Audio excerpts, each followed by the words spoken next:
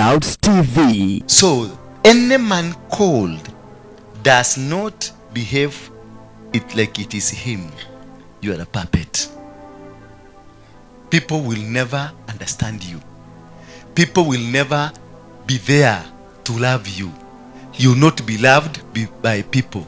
They will be with you because there is something they are getting from you. Otherwise, they will have no love for you because you are not like them. Tuambia demon toroka na zinaenda. Niko na power ya kuambia mvua nyesha, inanyesha. Niko na power ya kuambia mvua simama, inasimama. Wakati tulikuwa nao Githurai, mvua ilisimama, ikusimama. Na sisi tulikuwa na polisi hapa wanaimba. Mapolisi waliiba mpaka wakasweat kukiwa na mvua. Wananyeshwa lakini wanasweat. Wakijaribu kuibia Mungu asikie mvua inyamaze. Wakaiba. Walikuwa na kamdada kingine hapa. Wakaiba, wanasweat mvua. Wako sahi, wako Haiti. Niliwaambia at least waende Haiti. Watoke Kenya. Bado wako Haiti ama wamekuja? Watashinda. What is a calling? A calling. Tell your neighbor, a calling. How do you know you are called? How do you know that you are a man or a woman of God? What ile kitu unafanya ama maisha ambao unaisha, are you living a normal life? Are you normal? Analyze yourself. Are you normal? Do you live a normal life? Are you like others? Unago hiana takati, unago hiana tamudu kana kama uruki. Tarua behavior yako, character yako. How do you behave? Watu wengi wananiona kwa Facebook na kwa YouTube wakiuliza, "Waruigi, wewe ni binadamu ama ni nini?" Sasa ni nini nashindwa? Ni nini hiyo anaona kwangu ambayo siioni? Maana mimi niko na damu na niko na nyama. Lakini kuna watu wanasemaga Waruigi is not a human being. Wewe unasemaga mimi ni nini? I want us to look at the Moses life. Ni nini ambacho kinafanyikia binadamu ndio akafika mahali amefika? Ndio wewe ujue uko na mafuta, na ndio uitwe mchungaji, na ndio uitwe nabii, na ndio uitwe prophet ama uitwe apostle. What has happened in your life? Ni nini kimechangia mpaka ukafika mahali umefika? Ni vita gani umepitia? Ni challenge gani ambazo zinahitanishwa na man or woman of God? Because most of you here munalia kila siku kusema ni kama Mungu amekusahau. Lakini kuna kitu ambacho hukielewi. Uelewe ya kwanza, ni kwa nini unaona ni kama Mungu amekuacha? Ni kwa nini unaona ni kama Mungu hakui pamoja na wewe? And while others wanaishi, dada zako na brother zako wako sawa, lakini wewe changamoto ambazo unazipitia ni changamoto hazieleweki. The understanding, the life. Moses ni mtoto mwenye alisio the life of a true Christian through the life of Moses. Ndio tunadiscuss leo. The life of a true Christian through the life of who? Moses. We are looking at Moses. Moses aliishi maisha gani? The Hebrew people were slaves in Egypt, and Herod had ordered all boys to die. That is the beginning of a struggle. That hawa watu walikuwa watumwa katika nchi ya Misri. Walikuwa Wayahudi, the Hebrews people. And then they were all slaves. And the leader of them was Pharaoh. Akapata fununu ya kwamba kunazaliwa kiongozi mwenye atasaidia hawa watu kutoka kwa mikono yetu. Kunazaliwa mtu ambaye atabadilisha maisha ya hawa. Kunazaliwa mtu mwenye atakuja kuzungumzia hawa watu na ako na grace na ako na favor ya maneno atakayo yazungumuza. Hawa watu watasikia, na wakisikia wataondoka kwenye minyororo ambao tumewaeka.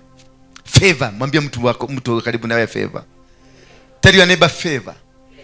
That the king then, Pharaoh, alijua na alihisi na alisikia, maana hata maadui wako, hata kwa shetani, wanajua kinachoenda kufanyika katika maisha yako. Ndio kwa maana Yeremia akaambiwa, kabla hujazaliwa nilikujua na nilikutenga kutokana na nini? Na maadui. Nilikutenga, nikakuanoint na nikakukonsecrate. I consecrated you, I anointed you, and I set you apart of a man called to serve, a man called by God.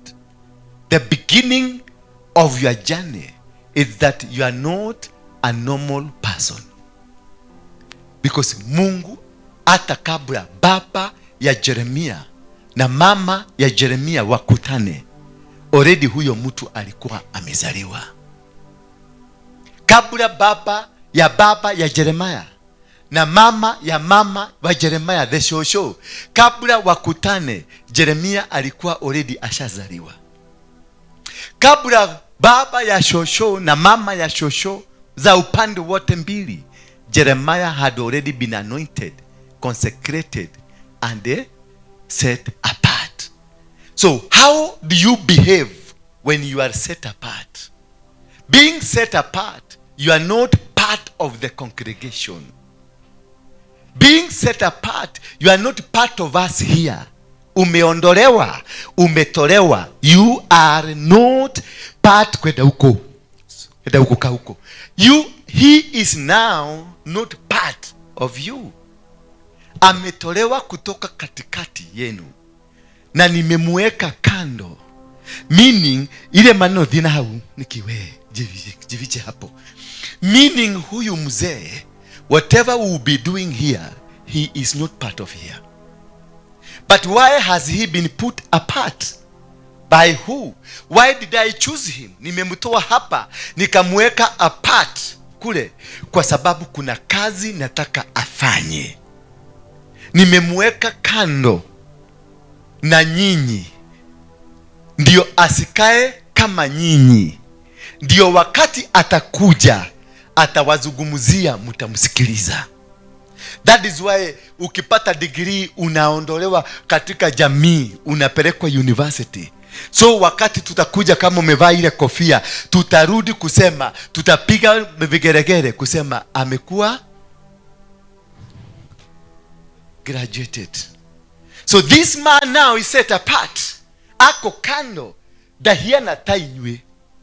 Kile adhi kumenya, from now hata kuwa akiongea na nyinyi, atakaa miaka 10 haogei na nyinyi. Kwa hivyo hata jua miaka 10 hiyo yote ni nini kimekuwa kikifanyika, na nyinyi hamutakuwa mkiongea na yeye. Kwa hivyo miaka 10 hamutajua amekuwa nani. Kwa hivyo the man when he will come back, he will not come the way he left you. Kwanza hajui historia yenu ya miaka 10, na nyinyi hamjui historia yake ya miaka 10. Ameenda Amerika, amekuja na kisugu ya Amerika. Ameenda Amerika, amekuja na tabia za Amerika. Kwa hivyo this man is not like you. You may be seated. He is not like you. He is different. That is the anointing man. Jeremiah was set apart. Kabla kuzaliwa, mbego yake ilitenganishwa na binadamu wale wengine. Kabla mama yake na baba yake wakuwe pamoja, mbego yake ilitenganishwa na ubinadamu. So by the time he came on earth, this was not an ordinary man. He was a man who was older than his father. He was a man older than his grandfather. He was a man older than the generation that was there. Because the Bible says before he was born, God knew him. Before the grandmother and the grandfather came together, God knew him. Before the great-grandmother came together, God knew him. So how old is Jeremiah? How old is Jeremiah? Yeah? Before your mother was born, you are known. Before your grandmother was born, you are known. Before your great-grandmother was born, you are known. So how old are you? How old are you? How old is Jeremiah? Yeah? How old is Moses? How old is Jesus? How old is Jeremiah? These people you see who are prophets, people who are women and men of God, they are not of the age you are seeing them. That is why they have a superior mind, a superior thought, a superior spirit than you. When Jeremiah, kwa sababu alikuwa ndani ya mwili wa mtu, akamwambia Mungu in verse 10 of Jeremiah 1, verse 6 and 7, that how or what will I say? I am just but a youth. Mungu naye akamfanya. Wakati Mungu aliona hiki kimudu nikija gweshokia kitweke mudu, God alikuja haraka sana, akamshika mdomo, akaguza ulimi wake, akamweka maneno yake, akamwambia usirudi kusema wewe ni mtoto. Maana Mungu hamuoni kama mtoto, anaona mtu mzima wa miaka mingi. Bwana Yesu asifiwe sana. Naye Gideon akakuja, akaambiwa na Mungu, this battle you shall win as a man. Akamuuliza Mungu, how will I win as a man? I am the least in my family, and I come from a clan which is least from others. Then God looked at Gideon, akamwambia, you man of valor. In heaven, Gideon was known as a man of valor, a great man, a great warrior. But Gideon saw himself like a gentleman, a small man who is just last in their family, who is just the weakest in their family, who has no power in their family. But God was not seeing him as just an ordinary person. God was seeing a man of valor. Bwana Yesu asifiwe sana. Naye Moses, wakati huyu Farao alisema watu wauliwe, vijana wanyongwe, the mother to Moses akachukua Moses because aliona kunyongwa watoto watanyongwa. Kwa hivyo sitaki kuona akikufa. Akaenda kumpeleka chini ya mto ndio matikaigwe kakikuwa. Na matikone gagithijwo. Bwana Yesu asifiwe sana. They were not taking to anybody. Hawakuwa wanampeleka kwa mto ati warudi. Walikuwa wanampeleka kwa mto akufie mahali mbali wasione. Why did they do this? Before you were born, I knew you. Before you were born, I set you apart. Before you were born, I had sanctified you. Before you were born, I ordained you. So Moses had to be set apart. Lazima angetolewa from the family. Akapelekwa kwa mto.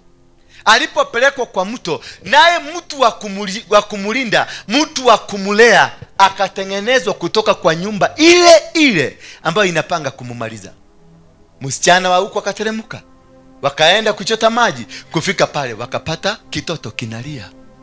Wakaachana na maji, wakabeba kitoto, wakarudisha wakapeleka kitoto kwa yule mfalme ambaye alitoa order watoto wote wauliwe. Yule mfalme akasema namna gani? Huyu mtoto ni wa wale tunanyonga, lakini akanyimwa fikira ya kunyonga. Because this is not an ordinary human being. It is a being that has been set apart for the protection of the hand of God. And from there, Moses akaondolewa kwa familia. From there, angalia Gideon. Gideon alitengeneza 32,000 men because he was not part of the children of Israel ambao walikuwa nateseka. He had an extra mind than any other. Bwana Yesu asifiwe sana. Jesus, when he was born, and it was a declaration all the children be killed, alitolewa, akabebwa, akapelekwa Egypt. Bwana Yesu asifiwe sana. Alipopelekwa Egypt, akawekwa pale mpaka wakati mfalme alikufa. When they heard mfalme amekufa, ndio walimrudisha. Are you getting something?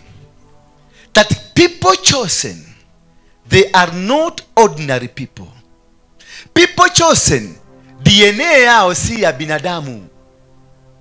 Hello? Their DNA is not an ordinary DNA. That is why in whatever life you are living is a life of challenges. Because you are fighting against the systems of the world. Because you are not of the world. You have been chosen to come and do the will of God to the people of the world, so that you can create a relationship between the people of the world and God. Please give me Hebrews 5. Then God will use you. God will set you apart. God will anoint and consecrate you for the purposes of his kingdom. Hebrews chapter number 5. So that we can be able to know, how does God operate? Huyu Mungu anafanyanga na wewe aje?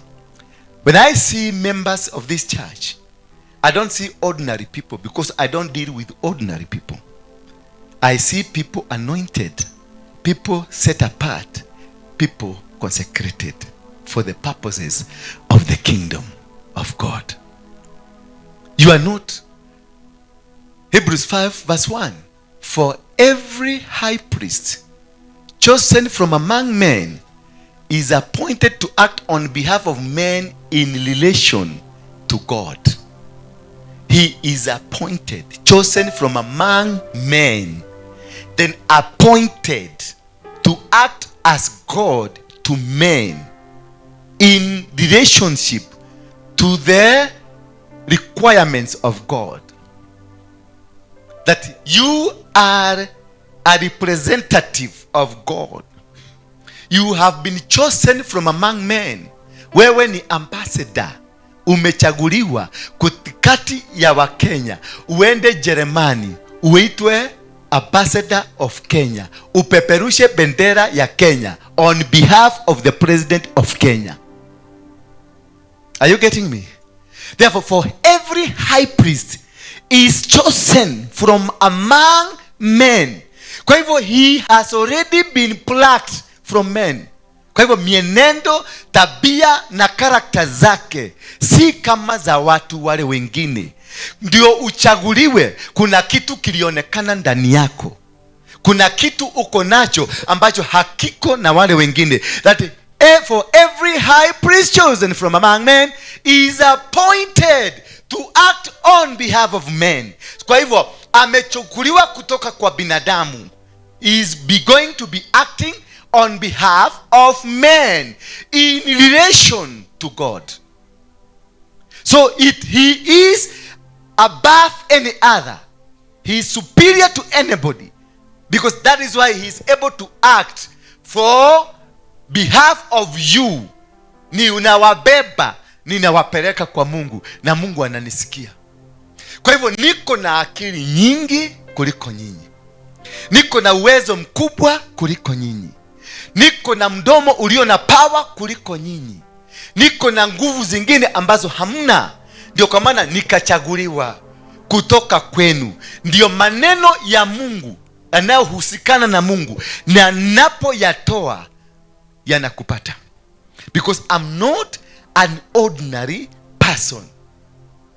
Bwana Yesu asifiwe sana. So that is a man, and he is called to offer gifts and sacrifices for sins. That I can stand here and give offer a sacrifice on your behalf. Naweza kuwatolea dhabihu nyinyi yote. Nyinyi msitoe, na mimi niwatolea dhabihu kwa ajili ya dhambi zenu, na dhambi zenu ziondolewe. Because I'm acting, I'm a representative of heaven. Now I'm acting like where God will act. Are you getting me? Are we together there? That my position and capacity given to me, it is to act and do what God will want to be done. So any instruction I'll give, it's a heavenly decision, because I am a representation of heaven. I am a representation of the authorities from heaven. So whatever given to me, it has more power than anybody else. Give me Jeremiah 1 verse 10. So that you may be able to understand. From verse 6 to 10. So that you may be able to understand that when you are called, you are plucked from people. Ulitolewa kutoka kwa watu. That is why you've been having challenges of life. That is why life has been so difficult. That is why your family can reject you. That is why a member of the society can reject you. That is why everything will go against you. Because you are trying to live like them, but God does not want you to live like them. And because you are born in this society, you behave. Then I said, Jeremiah 1 verse 6. Then I said, Lord God, behold, I do not know how to speak, for I am only a youth. Meaning, this man chosen from among men does not have a language of the earth, does not know how to speak. Moses was a stammerer. Elijah was even a more confused fella. Elisha was even more confused. That he never lived a life that was lived by others. Oh, then I said, Lord God, behold, I do not know how to speak, for I am only a youth. Because only the language he understands is a language of a youth. Hajui language ingine. Anajua language ile ya kijijini. Na amepatiwa responsibility, go and do this. Who will understand you? Atunabia Mungu ati Mungu amesema kijiji hiki mubadilike, na wanakujua wewe ni kale katoto kalikuwa kanachota maji.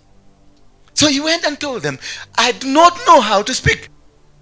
So therefore it makes you feel like you are not part of them.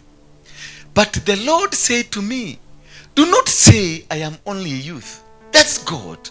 But look at Jeremiah. He is a youth. He's not lying. He is a youth. He is just a youth. And he is not lying. Truly, from his mind, from everything, he is not lying. He is speaking the truth. That he is just but a youth. But God comes because he has a platform where he communicates with God. A person that has been called, he has a platform. Anakuanga na platform ya communicate. That is number 2, how to know you are called. There is a platform that others don't have of communicating with God. So he say, do you not say that I'm only youth? For to all to whom I send you, you shall go. To whoever I send you to. Wherever I send you, meaning it is not about prayers. A called person, mtu mwenye ameitwa, hata maombi mingi hana maombi mingi. He is only told what to say. So you don't need to pray to go and say what you've been told. You just go and use your mouth to speak what God has said. So sio mtu ambaye ukitarajia muende naye katoroni, mumalize naye siku mzima akiomba. Ataenda ile maombi mtashikana mkono tuombe tuetagane, ukienda kumwangalia utamkuta kwa TikTok. Bwana Yesu sana. Na wewe saa hiyo umechapa maombi 6 hours non-stop mpaka macho imekondoka. Lakini ukienda na anakuambia mwathani ajira atiriri ati tuma haha tuguthie kuna na nitugakora andu atano matwetereire, na wewe umeomba 6 hours, hakuna mwathani ameongea na wewe.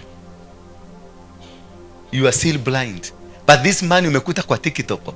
Badala akwambie venye TikTok inakwambia venye mwathani amesema, lakini ukiangalia zile vitu alikuwa anafanya kwa TikTok, alikuwa anacheza game. Bwana Yesu asifiwe sana. I am only a youth, for to whom I send you, it is being sent. It is not a negotiation. The number 3, to know you are called, you don't negotiate. There is no negotiation. There is no comparison. There is nothing you can say ate mwathani rekenya bethie karime hanini. Mwathani rekenya bethie katukaine gakwa. Kenya benyedanye di hanini ne gucoka njuke. These people, they have no room. They have no right of their life. They are just puppets. They are there. Hawajielewi, hawajijui. Bwana Yesu asifiwe sana. I am, for to whom I will send you, you shall go. And whatever I command you, you shall speak. So, do you speak your words? Number 4 is that you don't speak your words because you don't have.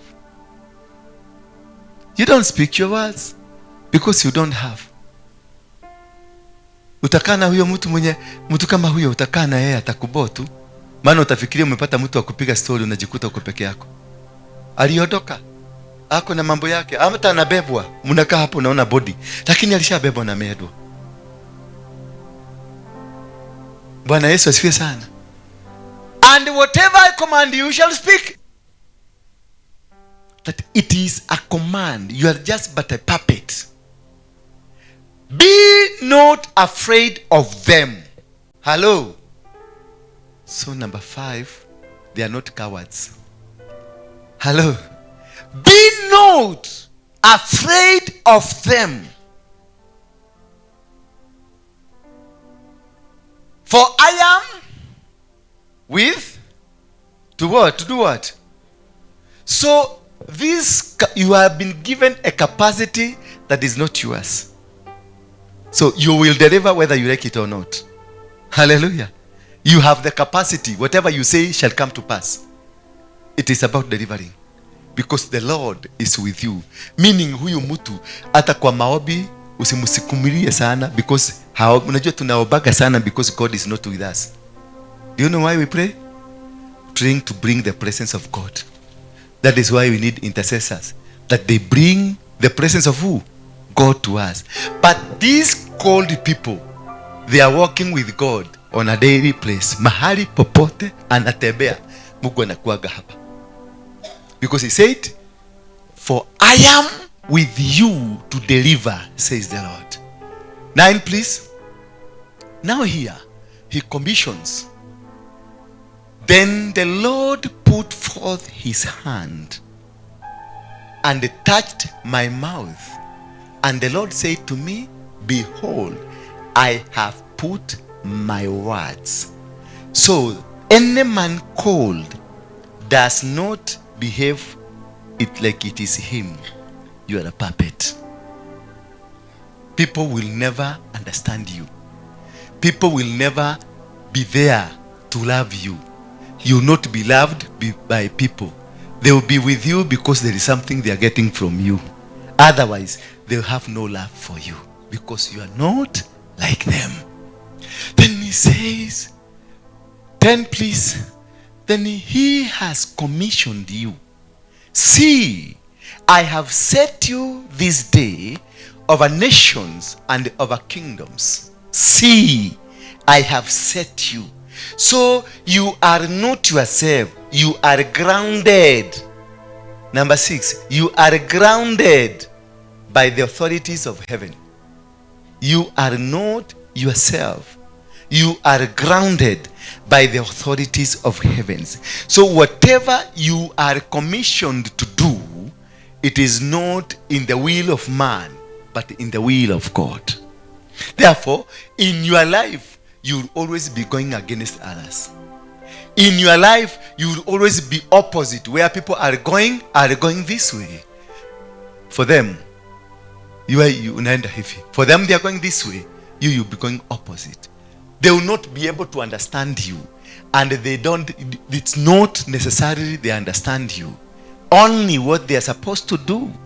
You speak to them that which has been spoken to you by your sender.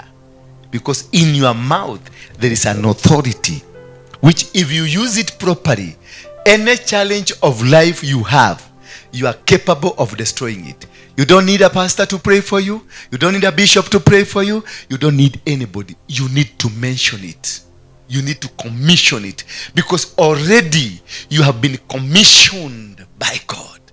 See, I have set you this day over nations and over kingdoms to pluck up, to break down, to destroy, to overthrow, to build, and to plan. You have the power to destroy and you have the power to build.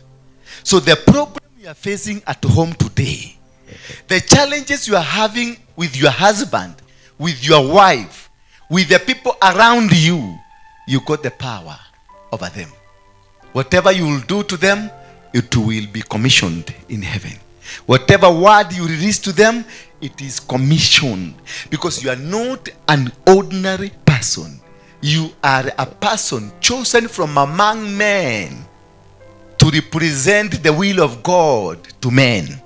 So whatever you are doing, it is the will of God to men. If you say, I stop this, it is the will of God. If you say, let's go, it is the will of God. If you say, let's stop the rain, it is the will of God. Because the tongue, he touched my mouth.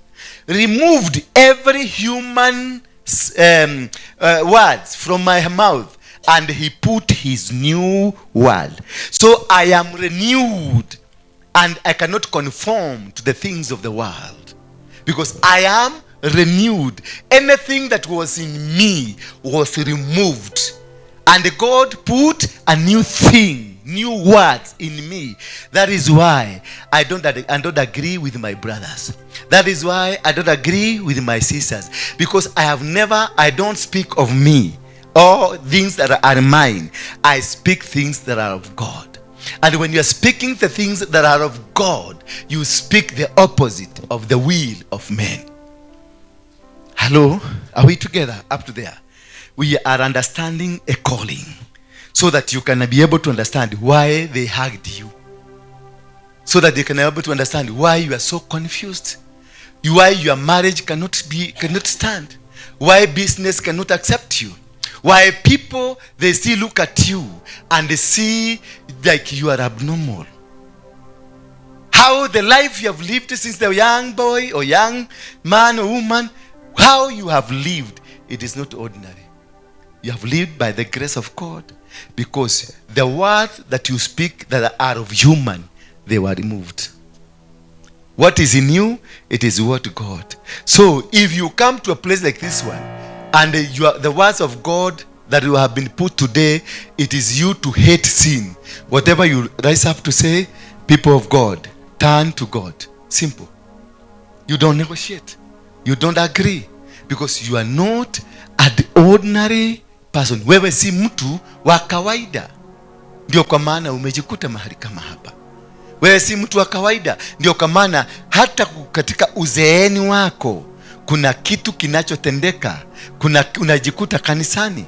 Wazee kama nyinyi hamupendi kwenda kanisani, kukalichwa na pasta, mkikaa hapa mkiambiwa matohoho, mngekuwa kule nyumbani mkikunywa karobo. Lakini umejikuta ndani ya nyumba ya Mungu, kwa sababu kuna kitu Mungu ameweka ndani yako ambacho hakijatumika, na ndio sasa lazima kikutumike. Na ndio usumbufu ambao umekuwa katika maisha yako, usumbufu ambao umepata kutoka familia zako, usumbufu ambao umepata kutoka kwa watoto wako, ndio kwa maana unalala ndani ya kanisa, kwa sababu shetani hataki ujue wewe ni nabii. Bwana Yesu asifiwe sana. Hello. The challenges, the difficulties, mambo yanayokukuta ni mambo mazito. Musa alibebwa na mama mzazi. Biblia haituambii tena baada ya mama mzazi. Imagine katoto kale kako, and haukuwa boti, ulizaa, umekapeleka, umekawacha chini ya mto, alafu kule umekawacha umesikia kakilia, na hata jana ama kesho haukurudi hapo kwenda kuangalia kanaka leo. Bwana Yesu asifiwe sana. Haukwenda kuangalia, haukurudi kuangalia. Wewe tu ulienda ukiendaga, maana wewe ulisaidia Mungu kubeba mtoto, kubeba mbegu yake, na wakati ilitoka mbegu hiyo hauna power kuichunga, hauna power kukaa nayo. That is why maisha yako haijakuwa vile ulitaka. Maana unaona watu wengine wakiendelea direction hii, lakini you are not going anywhere. Challenges umekuwa nazo, na zile challenges zote umekutana nazo zinakuzuia, unajikuta uko kwenye barabara nyingine.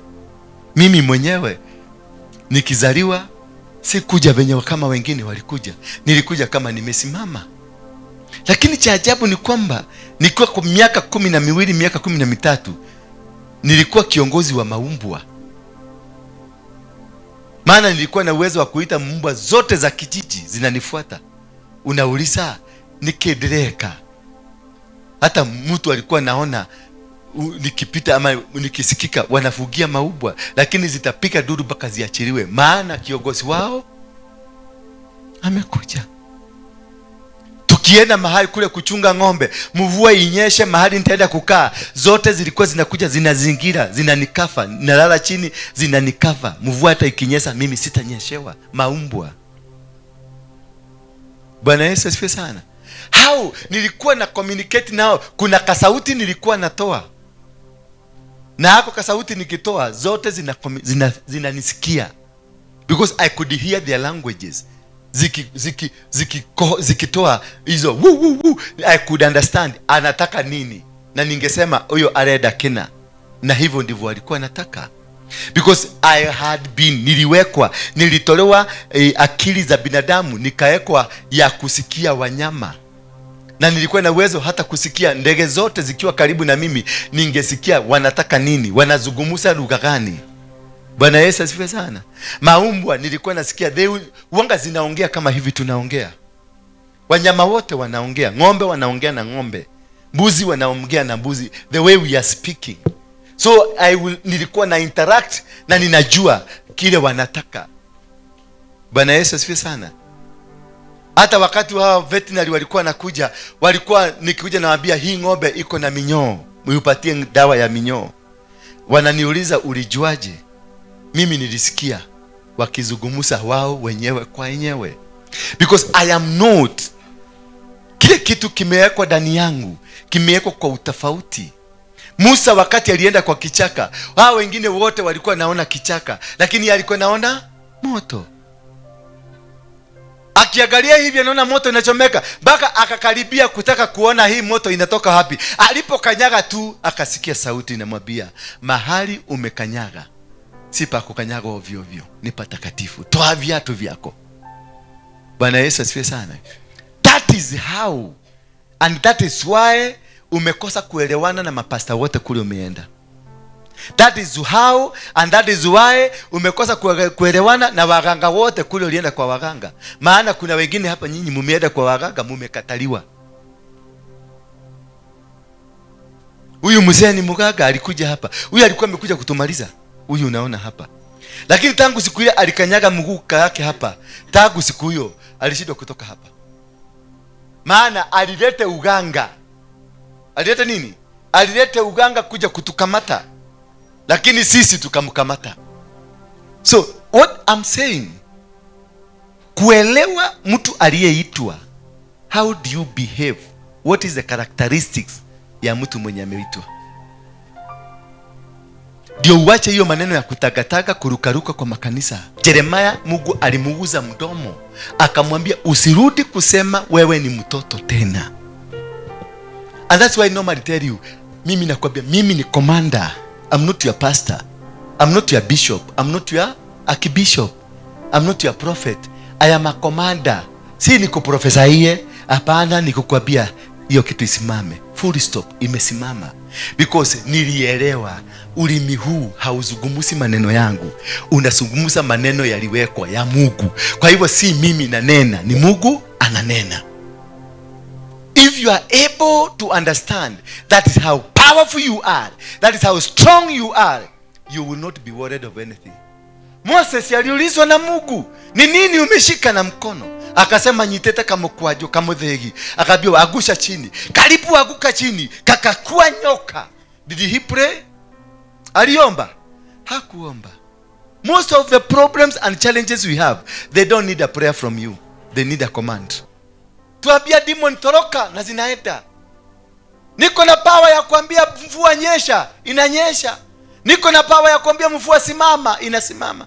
Wakati tulikuwa nao Githurai, mvua ilisimama, ikusimama. Na sisi tulikuwa na polisi hapa wanaimba. Mapolisi waliiba mpaka wakasweat kukiwa na mvua. Wananyeshwa lakini wanasweat. Wakijaribu kuibia Mungu asikie mvua inyamase. Wakaiba. Walikuwa na kamudada kengine hapa. Wakaiba, wanasweat mvua. Wako sahi, wako Haiti. Niliwaambia at least waende Haiti, watoke Kenya. Bado wako Haiti ama wamekuja? Watashinda. Bwana Yesu asifiwe sana. Nikaangalia, wakaiba 3 hours, mvua bado inanyesha. Nikawaangalia, nikaenda tu nikaambia, unaweza kunisaidia na mic? Naona akaniangalia na sura ni GSU. Nikaona ananiangalia na sura ya GSU, ni kama angeniweka ako already connected heaven, na mimi nakuja kumuitisha microphone. Angalia wale vijana walimchekelea nani? Elisha, ni Elisha ama ni Elisha. Wakamwimbia kiparagoto, kiparagoto, kiparagoto. Nini ilifanyika? Walimezwa wote. Hawakumtusi, they were just, walikuwa nafurahia kama vile vijana wengine wanaweza kufurahia. But because of the power power in the man, it strike them wote wakaisha. That is how powerful you are. That is how strong you are. That is how wonderful you are. It is only that you don't understand yourself. That is how God will do it in you. That is how God will do it in you. That is how God will deliver you. That is how God will impart you. You are not an ordinary person. Tell your neighbor, mimi si mtu wa kawaida. Ongea na neighbor, mwambie, angalia yeye. I am not ordinary. That is why they have never understood you. That is why you have never been understood by the society. Hakuna watu watakuelewa. Kana wakorosharagia wetekereke. Utire wetekereka ugetekereka. Utakihiana tao. Nura wetekera. Utakiri wao. You are an alien. Number one, Moses didn't have an ideal upbringing. Any person that is anointed, malezi yake yafuate vizuri, hakuyapata malezi mazuri. He never lived, or she never lived a life that was lived by others. Alikaa, masomo yake haikuwa, life yake haikuwa mzuri. Ilikuwa either ni magonjwa, either school fees ilikosana, na wakati ulikuwa unataka kwenda shule ndio baba yako na mama yako walikosana. Ukachukuliwa na auntie, ukaenda kuishi kwa auntie. Kwa auntie ukafanyika maid. Ati unakafanyaga kazi ya maid ndio upate shule. Kwa auntie ukatoroka, ukaenda kuishi kwa neighbor. Uko ukafanyika maid na ukarepiwa na anko wa huko.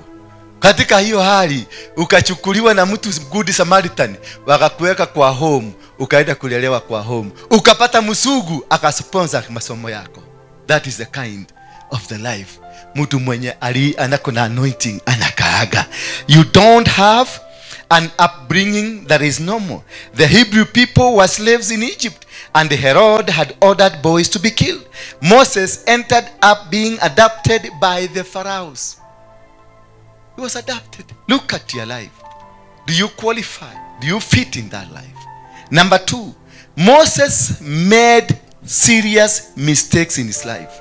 These people, like Kinadora, they make serious mistakes in life because they are trying also to live like others. And in the process of trying to live like others, you make mistakes. Yes, I need God because I am a man serving God. So when you find me in these mistakes, take a complain. Find yourself where to fit inside my mistakes and then rectify them. I am not that man like another man. Ate kama sasa hiyo unaona hivyo nasema niko na watoto wengi. Pastor mwingine aseme hivyo. Kanisa inaabusha bure. Bwana Yesu asifiwe sana. Na hawezi jisema ati mimi nilikuwa mwizi. Sina kwambia kama mimi nilikuwa mwizi wa buduki. Nikakuwa mwizi wa pickpocket. Yes, na nilikuwa nimefugwa na mama msee kuliko mama yangu. Hapa tukiuza changaa mkuru kwa Ruben. Na ninafurahia. Hakuna pastor anaweza kusema hiyo. Au yatea ate daigeto ne mutumia mukuru pastor na arenda kuoneka tashi aliro adropiro kuma igoro ari pastor atara ko ari pastor na tiwe wanyu gafagi tiwe wanyu do menaniye kutwarako. Bwana Yesu asifiwe sana.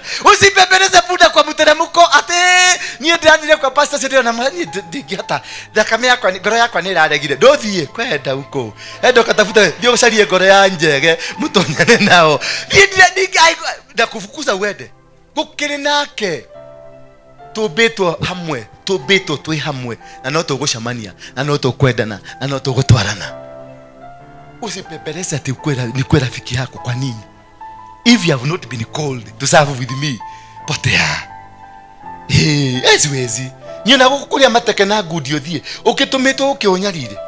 Ukiri ngoma we. Ukiri ngoma. Siwezi. Ndio naona hii kanisa tubebelezaji watu na ndio naona hapa tumetutazama giant. Wale watu watatoka hii kanisa, they are giants, conquerors, people who will understand the principles of kingdom of heaven. Wataambua Mungu habebelezaki watu. Mungu anataka mtu mwenye atapigana kama Musa, mwenye atapigana kama Joshua. Ti maundu hahate mathiaga maikarite smart tandukira acoreire mbeca iria cie mihuko yanyu. Ni ndirenda mbeca cianyu, ni najua kutafuta pesa yangu. Sitaki pesa yenu, sitaki. kana nyatia sitaki ndenda gutwara iguru tuthi iguru ndenda tumenyane na Ngai ndenda Ngai ucio uhuthagira kuhuthagire ndikwenda tuike gate no ukire kuri nie ona we ngwire wina power ya kuga. Number 3, so number 2 we make mistakes. Moses aliua na mambo mengi ilifanyika. Number 3, Moses served others while he grew and matured. Huyu mtu mwenye ameitwa ni mtu mwenye wa kunyenyekea, ni servant. Is a servant of the Most High. Hakuangi na classes, hakuangi ati hawa ni watajiri na hawa ni maskini, ati hawa ni special, ati hale wengine sisi. Hapana. Mtu mwenye ameitwa na Mungu, ameitwa kwa ajili ya watu wa Mungu. Hajaitwa kwa ajili ya classes za watu.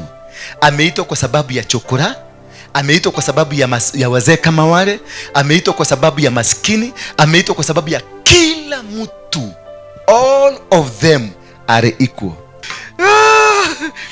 He ran away from people who were trying to kill him. He helped. Alisaidia wale wanawake 7 ambao walikuwa na wao, alikuta wakichota maji. So mtu ambaye ameitwa anakuwa na roho ya kusaidia sana. Anakutaka anajisaidia, anatoa yake yote, anajibakishia hana. Baka unakuta alikuwa na shilingi 10,000, in 20 minutes anaomba mtu nipatie shilingi 200 niweke gari petroli ama nipate fare.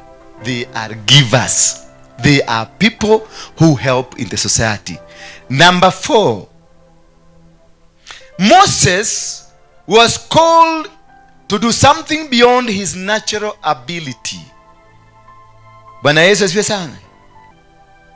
Moses was called to do something beyond his ability. Meaning, kama umeitwa, uko na nguvu na mamlaka ya kufanya things beyond you. Beyond you. Beyond your ability.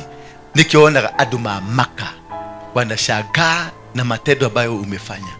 Because you have the capacity, you have the power to do things ambazo watu hawezi kuelewa. Mambo yako yanakuaga keriga. But Moses said to God, who am I that I should go to Pharaoh and bring the sons of Israel out of Egypt? It was beyond. Even to Moses himself, it was beyond. But remember Jeremiah, aliambiwa, do not ever say I am a youth. For wherever I will send you, you will go. And then when Moses was given, and he said, but I will be with you, God says. And when Jeremiah mwambia, I will be with you. He says always when he gives you a responsibility, because it is beyond you. He only needs your body. What God does, he needs only your body, but the rest he will be doing. Wakati alimwambia achilia fimbo ikabadilika ikakuwa nyoka, akaambia hiyo fimbo gonga maji ikapasuka ikapatika njia. Because God is with you. Do not underestimate yourself. Not look down at you. Ateneni na madhuri na ndatigira madhuri takajeke. No, you have the power. Remember when Sarah alipatiwa na bwana yake. Sarah was a woman of a man of God. Alijua the principles of the kingdom of heaven. Wakati kamuzea ni Abimeleki ama ni nani? Ya Sarah ni Abimeleki ama ni Isaac? Abimeleki. Ni Sarah. Wakati Abimeleki alimnyemelea kwa sababu kamama kalikuwa marembo. Kamama kalikuwa beautiful. Kedo kiega. Kedo tagetiga. Sarah alikuwa mrembo tigo guko ndirona mundu mrembo ta Sarah. Muse Abimeleki hata aliambia Abraham na akampatia kondoo kadhaa, wewe ndothie heri mundu ucio guku nigetha acoke nako ria thutha. The power to control, the power to defeat, the power to win, the power to conquer. You got it. You don't need to go and borrow. Sarah alikuwa tu anatoka akitaka akaanza kuenjoy mzee. Amia, hi darling. Tamakana ni leo ndaigwa ni ojigira mbona doge anajua kamuzee kanakuja kanajua maana kametoka male na kako sawa, kakikuja kakifika hapo Sara anachugulia tu because she knew how to practice the power that was in her. You got this power. You got this power to torment the demons in your life. You got the power to destroy them that have been destroying you. You got the power to say no. You got the power to win battles. You got the power. Tell your neighbor, kuma more than that gorimo. Watu bila modu chomwe nake. Kuma more than that gorimo. Ndi ara yakigo na gigekeka. Tida ukiritete goko mutunya go muheanagio ni andu guku ate ni mekwaria na Ngai. Ukire na hinya wa kwaria na Ngai. Ngai yake aririe nawe yote no ndata ciaro. Age kwekerire ciugo uri okahe, uri okaire tu kanini. That is how when you became powerful. Tida ukiritete haha. Moda Ngai ari okiuga kimwe. Kawe utagiaria kimwe. Kotagiaria igire. Toni gukiaria kimwe we gyakwa kimwe nikyo kihinyai ndukiaria igire wikaniririe nigetha ciaku igire cikocie hinya. You got it baba. Kusharia wira wale ambao wanatafuta kazi, you don't go looking for the job, you command. Naenda Safaricom and Safaricom CEO, I'm coming for you na nikute umetengeneza kazi yangu. Simple as that. Utakuta wanasema you look familiar because already your spirit ilikuwa ishafika kule. Bwana Yesu asifiwe sana. Because you commanded. The Bible says in the book of Jeremiah, Mungu alimwambia, wherever I send you, you shall go. Meaning God will be ahead of you. Na ataenda anafika huko, anakutana na CEO, anamwambia, my man is coming. Don't dare you deny him what he's asking for. Because the spiritual realm has been commanded. You command the spiritual realm. You command the world of the spirit. You command, you release words that are powerful. You say, I am going to get it. Mimi sijai taka kitu nikakosa. Sijawahi. Never. Never. Never. Nikijua uko na milioni 1 na ninahitaji, nitaiitisha na utaniletea. Nijaribu. Moses, doubt was sometimes louder than his faith. Oh, Moses' doubt was louder than his faith. No wonder mumekuja kwa Waroige nyinyi yote. Because your doubt is louder than your faith. So hawa watu wameitwa, not unless God he comes. Not unless God does what? Comes. Your doubt is louder. Nuona gatare Ngai, titare Ngai. Kona tagothie, titagothie. Kona tamekujitikira, titamekujitikira. Na ni ndirona tajitetwo. Ndenda guthi gucaria wira Garissa. Ni ndirona guthie Dubai. Na ndenda ndacaria maratathi thie Qatar. Ni kihunjoni ni ndiki shake hiunjo tinie. The doubt is louder than the faith is in you. Because why? Did you know why? Because you are not yourself. You are removed. The self you was removed. But sometimes we bring the self us. But when it was removed, we have failed to comprehend that God had put words in us. Alikuwa ameweka maneno. So si ile kitu unafaa si kutumia maarifa yako, ni kutumia Mungu. Because he said, I will be with you. I will be with you. Alimwambia Joshua, do not be afraid, nor be dismayed. I will be with you. Akamwambia Moses, I will be walking with you. Akamwambia Elijah, always I'll be with you. You don't need to employ or to put your experience, your education, with your theology, whatever. You just say the words. The words you are releasing are godly. Na ndio nawaambiaga mtu mwenye anointed, wacha usikubali sana akuachilie maneno, atakumaliza. Umeelewa? Mtu mwenye ako na anointing usipende sana, kwa sababu alitolewa maneno yake. Ile maneno inatoka ni ya nani? Ni ya Mungu. Ndio naonaga watu wameingia kanisani wamekuwa maskini, wameingia kanisani wamegojeka, wameingia kanisani wamepata maneno mabaya. Bwana Yesu asifiwe sana. Avoid sana. Furahishaga huyo mtu ukiweza. Mfurahishage bana, ni mtumishi wa Mungu, amewekwa maneno ya Mungu. Mfurahishage ndiye aseme God bless you. Mfurahishage ndiye aseme Ngai akurathime. Mfurahishage ndiye aseme togorio ni Ngai. Asemage hiyo maneno wakati mwingi, utakuta huyo Mungu wake atakuwa anatembea na wewe.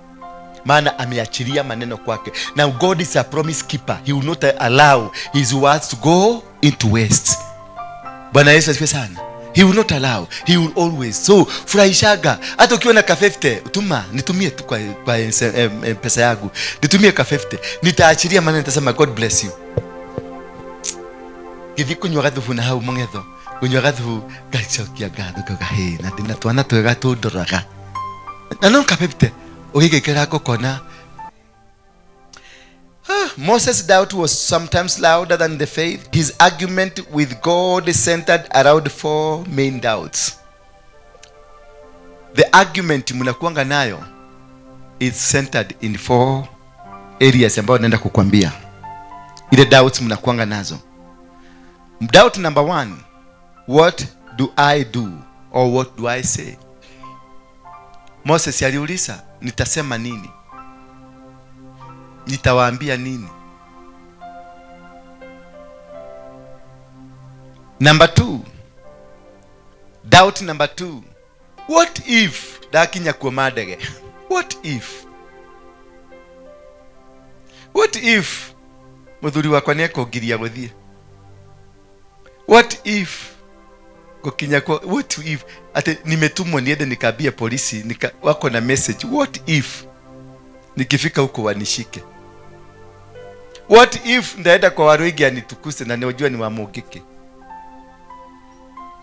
Doubt number 3, but I can't. Doubt number 3, Jeremiah said to God, but I can't. I'm still but a youth.